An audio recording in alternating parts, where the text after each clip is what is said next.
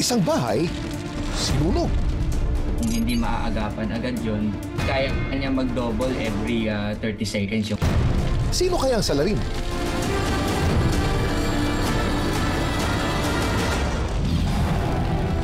Sa kuwang ito ng CCTV, makikita ang isang sofa na nasusunog sa loob ng isang bahay. Maya-maya pa, makikita ang nagtatakbo papunta sa apoy ang babaeng ito. At sinubukang apulahin ang apoy gamit ang isang tabong tubig.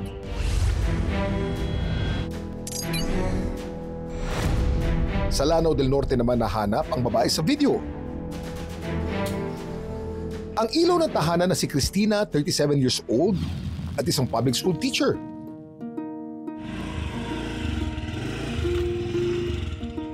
Sa weekdays, meron ang yaya. Tapos, meron akong working student, yung andito tumitira sa amin. During weekend, kami lang dalawa kasama ang mga bata.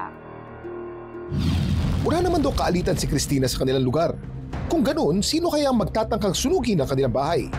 Ang makakasagot dyan? Ang kanilang CCTV. Video rewind. Ang nasa video ang 3 taong gulang na anak ni Cristina.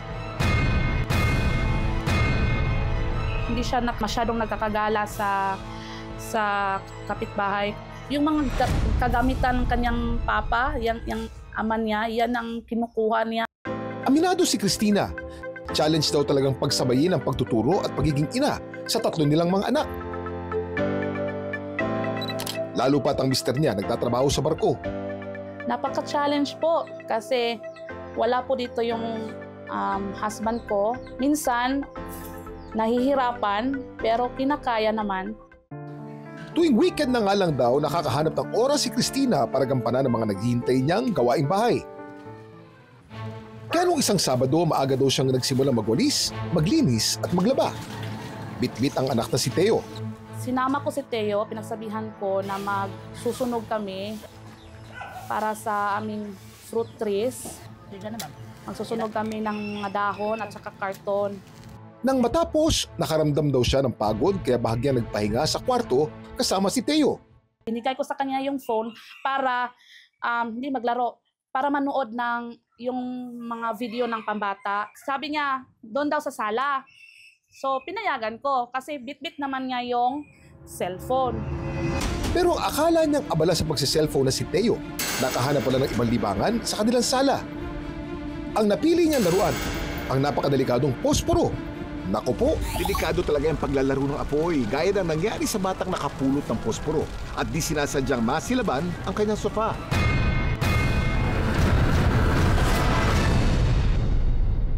Ang foam ay gawa sa petrochemical components na sobrang reaktibo sa init, kaya naman mabilis itong masunog.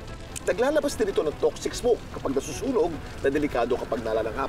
Dami mong alam, Kuya Kim. Dami mong alam, Kuya Kim. Nang lumaki ng apoy, dito na raw pumunta si Theo sa kanilang kwarto.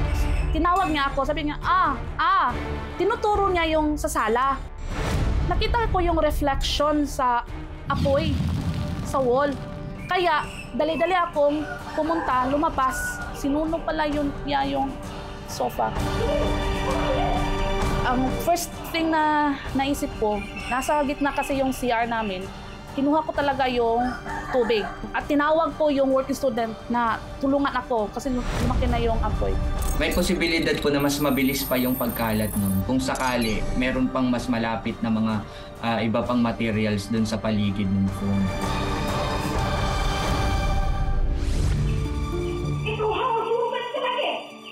Pero nagdiningas na takot ni Cristina, hindi agad nawala at nabuntun sa anak.